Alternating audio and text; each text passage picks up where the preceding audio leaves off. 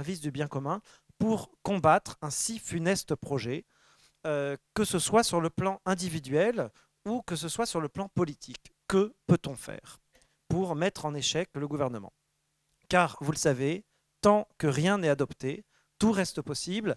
Et si vous êtes là ce soir, c'est que vous avez décidé, vous ici présents ou vous qui nous suivez en ligne, de ne pas baisser les bras. Alors, pour nous en parler, nous accueillons 7 intervenants, chacun spécialiste d'un domaine. Vous avez 2 juristes, un philosophe, un député, un responsable associatif, un journaliste et un soignant, une soignante. Je vais les présenter et avant de leur donner la parole, Geoffroy De Vries, vous êtes avocat, vous êtes aussi cofondateur de l'Institut Famille et République, qui est connu pour avoir porté le fer au niveau juridique contre toutes les dérives sociétales, et vous décortiquerez pour nous le projet de loi actuel et ses conséquences. Ensuite, Pierre Jova, vous êtes journaliste à la vie, vous avez enquêté sur la légalisation de l'euthanasie à l'étranger. Vous avez un ouvrage qui est sur le devantoir et vous pouvez bien sûr l'acheter à l'issue de ce colloque. Pierre se fera une joie de vous le dédicacer et il évoque principalement dans cet ouvrage l'exemple de la Belgique, hein, où l'euthanasie est ouverte aux mineurs. Et donc il dressera pour nous un bref état des lieux des expériences euthanasiques à l'étranger et des conclusions qu'on peut en tirer. Marie-Caroline Areto est juriste, elle est maître de conférence à l'Institut catholique de Paris et nous lui demanderons en quoi la demande euthanasique est une dénaturation du droit de la personne. C'est aussi très important de bien voir les choses sous cet angle-là. Tugdual Derville est porte-parole d'Alliance Vita, que l'on connaît bien ici à Ictus. Il est investi de longue date dans le combat contre les dérives sociétales et il évoquera particulièrement pour nous le retournement du concept de dignité par les promoteurs de l'euthanasie. Vous savez qu'il y a une association qui s'appelle l'ADMD, hein, Association pour le droit à mourir dans la dignité. Mais alors qu'entend-on par dignité? Et vous savez que la bataille commence par la sémantique, par les mots. Thibaut Collin est professeur de philosophie en classe préparatoire, essayiste et philosophe. Il est bien connu aussi des lecteurs de permanence et de ceux qui fréquentent régulièrement Ictus. Il a beaucoup décrit les impasses d'une société qui fait des transgression sociétale, une forme de dogme laïque, vous savez, par une forme d'inversement, où on voit que les transgressions, au début, sont des licences, et après deviennent des dogmes, et des dogmes qu'on va jusqu'à inscrire dans la Constitution.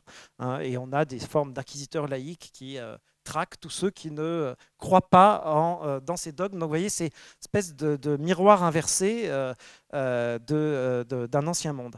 Et donc Thibaut Collin nous montrera comment ce que la demande euthanasique dit aujourd'hui de notre civilisation. Enfin, nous avons la chance d'avoir un représentant de la nation parmi nous. Patrick Hetzel est député Les Républicains du Bas-Rhin. Il est très investi de longue date dans les dérives sociétales à l'Assemblée. Il fait partie de ces députés courageux que je vous demande de remercier parce qu'il ne brade pas ses convictions. Je suis très heureux qu'on puisse l'accueillir. C'est la première fois qu'on l'accueille à Ictus. C'est vrai que nous, on a l'habitude à Ictus de soutenir tous les élus qui se battent, qui sont au front, j'entends au front comme dans les tranchées, vous voyez. Nous, on est plutôt en back-office et donc on est soucieux, quelle que soit leur couleur politique, de leur apporter notre soutien, de savoir qu'ils peuvent compter sur nous et aussi, on est aussi soucieux d'être le plus connecté avec le terrain, en l'occurrence le terrain parlementaire. Et donc, votre invitation, monsieur le député, c'est à la fois une manière de vous remercier pour votre courage, pour votre droiture, et une manière de vous dire qu'on est tous derrière vous. Et donc, il évoquera pour nous la discussion parlementaire qui va s'ouvrir et les moyens donc de faire échouer ce projet ou de l'amender au Parlement. Enfin, Jeanne Amourou est soignante en soins palliatifs. Elle est membre de la SFAP, Société française d'accompagnement et de soins palliatifs, qui fait un remarquable travail sur le terrain.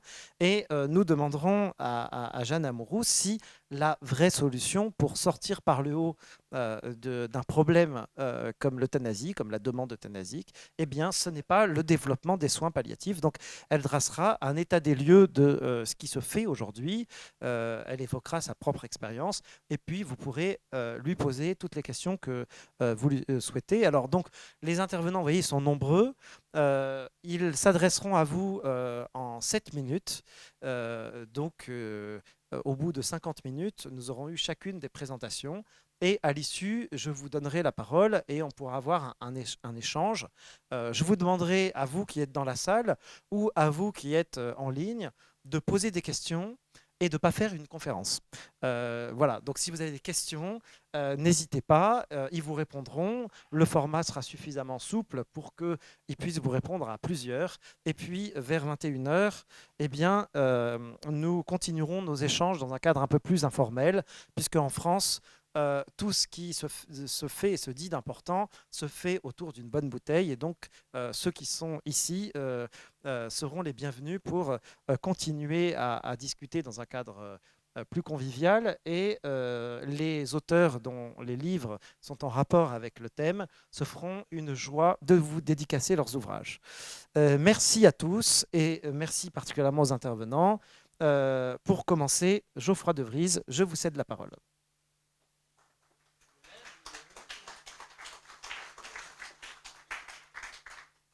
Alors, je ne vais pas vous faire une conférence, mais simplement vous exposer en 7 minutes top chrono. Tu me préviens à la 6e minute. euh, ce projet de loi avec une description peut-être un peu générale et puis après ce qu'il prévoit dans le détail sur ce qu'on appelle l'aide à mourir. Je dirais que le projet de loi, qui s'intitule projet de loi relatif à l'accompagnement des malades et de la fin de vie, merci, autorise l'euthanasie et le suicide assisté à l'aide d'un mensonge sémantique qui provoque une rupture anthropologique avec une justification fallacieuse et des conséquences graves et indéterminées aujourd'hui. Il y a d'abord un mensonge sémantique, et on retrouve en quelque sorte le en même temps. Le projet de loi ne nomme pas ce qu'il autorise, il le cache, l'euthanasie et l'aide à mourir. Pour différents motifs, mais le véritable, c'est que on n'emploie pas les mots qui choquent, qui rejettent, qui font peur. On emploie plutôt un terme positif d'aide à mourir, qui en l'occurrence englobe l'euthanasie et le suicide assisté. L'euthanasie et le suicide assisté, je suppose que vous en connaissez tous la définition, c'est le fait d'administrer à une personne normalement consentante une substance létale qui provoque la mort. Cette personne devant, en général, être souffrante et souhaitant mettre fin à ses souffrances. La différence entre l'euthanasie et le suicide dit assisté, la simple différence, c'est de savoir qui administre la substance létale. L'euthanasie, c'est un tiers. Le suicide assisté, c'est la personne qui le demande. Et en gros, l'intérêt de cette loi, à supposer qu'il y a un intérêt, mais l'intérêt juridique, c'est de prévoir une sorte d'irresponsabilité pénale pour la personne qui administre la substance létale. C'est le seul intérêt. Parce que, en fait, c'est de prévoir une exception au meurtre.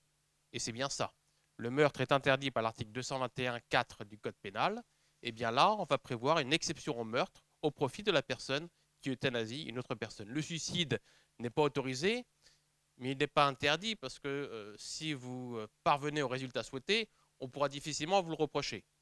Mais il n'est pas bien vu dans notre société parce que des mesures sont prises en faveur des personnes qui décident de mettre fin à leur jour. Et d'ailleurs, on peut les aider, les pompiers, les secours. Bref, il y a toute une organisation qui est dans notre société qui existe pour mettre fin ou prévenir du suicide. Mais voilà, le texte et la parole publique emploient un mensonge, un hold-up des mots en quelque sorte, pour reprendre le titre d'un livre dont je vous conseille la lecture, le hold-up des mots sur la dénaturation des mots, pour évoquer cette euthanasie ou le suicide assisté. Une rupture anthropologique ensuite. Ce serait la première fois, je mets de côté l'interruption volontaire de grossesse, la première fois qu'un texte autoriserait un acte ayant pour intention de donner la mort.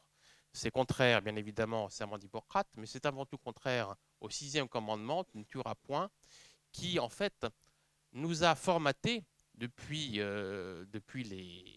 Moïse, en quelque sorte, et qui a formaté toutes nos législations sur l'interdiction du meurtre. Et ce texte, projet de loi, prévoit donc, je vous l'ai dit, une exception au meurtre à travers une modification, ou du moins un renvoi à l'article 122.4 du Code pénal, qui prévoit les responsabilités pénales dans certaines hypothèses. En gros, on est véritablement dans la culture de mort telle que dénonçait Jean-Paul II. Une justification ensuite fallacieuse. On nous parle d'un texte d'équilibre. Il n'y a rien d'équilibre entre la vie et la mort. Il n'y a rien d'équilibre entre le texte qui était présenté en Conseil des ministres et celui qui sort de la commission spéciale et qui sera discuté au Parlement, enfin l'Assemblée nationale le 27, et qui prévoit des conditions beaucoup plus souples que ce qui était prévu dans le texte initialement envisagé. J'y reviendrai plus tard. On nous évoque une justification au nom de la solidarité ou de la fraternité. Je pense que la véritable fraternité, c'est d'aider ceux qui souffrent et qui sont peut-être en désir de mort, plutôt que de leur infliger une substance mortelle. On nous évoque également la dignité. Là aussi, un argument fallacieux. On est tous d'accord pour dire que la dignité existe pour toute personne humaine, quel que soit son état, quelle que soit sa dépendance vis-à-vis des autres, et que la dignité d'une personne humaine ne dépend pas de ses capacités physiques et intellectuelles. Un handicapé, physique ou moteur, est aussi digne que vous et moi. Ensuite, des conséquences graves et indéterminées. Outre les imprécisions juridiques, on y reviendra, on est d'accord que, on peut supposer qu'il y aura des débordements, qu'il y aura des limites qui seront bousculées au cours des années prochaines. On l'a vu d'ailleurs, le travail en commission a fait sauter plusieurs verrous qui étaient prévus dans le texte initial du gouvernement. Il y a également derrière ce projet de loi une dérive économique libérale. La mort administrée va engendrer des économies pour la Sécu, les compagnies d'assurance, et d'ailleurs certaines mutuelles poussent ce projet et veulent qu'il soit adopté. Une pression sociale également. Les exemples étrangers ont pu démontrer que l'euthanasie, le suicide assisté, est davantage demandé par des personnes pauvres, peut-être parce qu'elles n'ont pas les moyens de se faire soigner, que par des personnes qui en ont. Et également une pression psychologique qui va tous nous concerner. Un jour ou l'autre, peut-être tous nous demanderons-nous, à partir du moment où nous aurons atteint un certain âge et que nous serons peut-être dépendants des autres et souffrants, dois-je également m'euthanasier ou demander le suicide assisté pour libérer mes proches, mes enfants, qui n'osent peut-être pas le demander, mais en conviendraient très bien. Mensonge sémantique, justification fallacieuse, des conséquences graves et indéterminées. Ce texte, dont je vais maintenant brièvement vous en exposer le détail, court de grands risques pour notre société. L'aide à mourir telle qu'elle est prévue donc englobe l'euthanasie et le suicide assisté et est conditionnée par un ensemble de conditions qui ont été assouplies à l'occasion de la discussion en commission au cours des 2 dernières semaines. Il faut bien évidemment être majeur, il faut être français ou vivre en France depuis un certain temps. Il faut être atteint d'une affection grave et incurable en phase avancée ou terminale. Donc affection grave ou incurable en phase avancée ou terminale. Auparavant, dans le texte, il était prévu que l'affection devait engager le pronostic vital à court ou moyen terme. C'était une condition qui était considérée comme stricte. Elle a été assouplie par les députés en commission spéciale. Et puis, il faut présenter une souffrance physique qui est soit réfractaire au traitement, soit insupportable lorsque la personne ne reçoit pas de traitement ou a choisi d'arrêter d'en recevoir. Enfin, il faut surtout manifester une volonté libre et éclairée de mettre fin à ces jours au moyen de l'euthanasie ou du suicide assisté.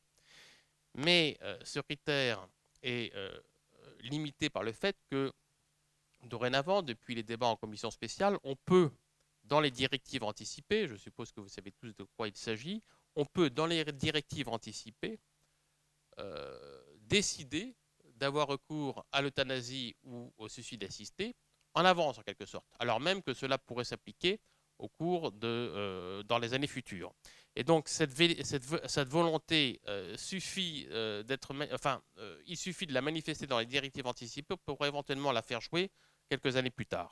Par ailleurs, elle n'est vérifiée que par un seul médecin, parce qu'un seul médecin a le pouvoir de décider si oui ou non la personne qui le demande peut bénéficier d'une telle aide à mourir, mais il n'y a pas véritablement de contrôle. Il y a un contrôle éventuellement a posteriori, mais a posteriori il est un peu tard. Et donc il y a un risque, en l'occurrence, d'abus de faiblesse. Et puis la procédure est un peu choquante. Par exemple, il n'est pas prévu de demande écrite. La demande peut être orale, parce qu'il n'est pas prévu dans le texte qu'elle est écrite. Alors on peut supposer que les médecins demanderont une demande écrite, mais en tout cas, la commission spéciale n'a pas, et de même le gouvernement, n'a pas jugé bon de prévoir un écrit sur la demande d'euthanasie. Il y avait un délai de réflexion de 7 jours. De 2 jours, pardon. 7 jours, c'est lorsque vous achetez un bien sur Internet. 7 ou 14 jours, là vous avez un délai de réflexion, parce que vous achetez une télé, vous pouvez changer d'avis. Lorsqu'il s'agit de mourir, le délai est plus court. Il était prévu 2 jours, mais on peut le réduire. On ne dit pas jusqu'à quand. Donc autrement dit, on peut le réduire et jusqu'à 5 minutes après la décision de réduire le délai de réflexion. Enfin, on nous présente une décision collégiale, mais elle n'est en réalité le fruit que d'un seul médecin. Deux autres précisions. En commission, il a été prévu un délit d'entrave à l'aide à mourir. Autrement dit, si vous voulez empêcher tel ou tel centre de provoquer une euthanasie, ou même si vous voulez convaincre une personne seule, une personne proche, de refuser un tel suicide assisté, attention, 15 000 € d'amende et puis je ne sais plus quelle durée d'emprisonnement. De même, il a été refusé un délit d'incitation à l'aide à mourir. Autrement dit, inciter à l'aide à mourir, ce n'est pas puni, mais tenter de convaincre une personne de ne pas avoir recours à l'euthanasie, ça peut l'être, en l'état actuel du texte. Pour terminer, je vous citerai 3 citations qui peuvent conclure nos réflexions. Nietzsche, dans La Crépuscule des idoles, que périssent les faibles et les ratés, premier principe de notre amour des hommes, et qu'on les aide encore à disparaître. Emmanuel Macron, en juin 2017, lors de l'inauguration de Station F, les gens qui réussissent et les gens qui ne sont rien. Et Dostoïevski, si Dieu est mort, alors tout est permis. Et je pense que c'est la véritable raison. Merci à vous.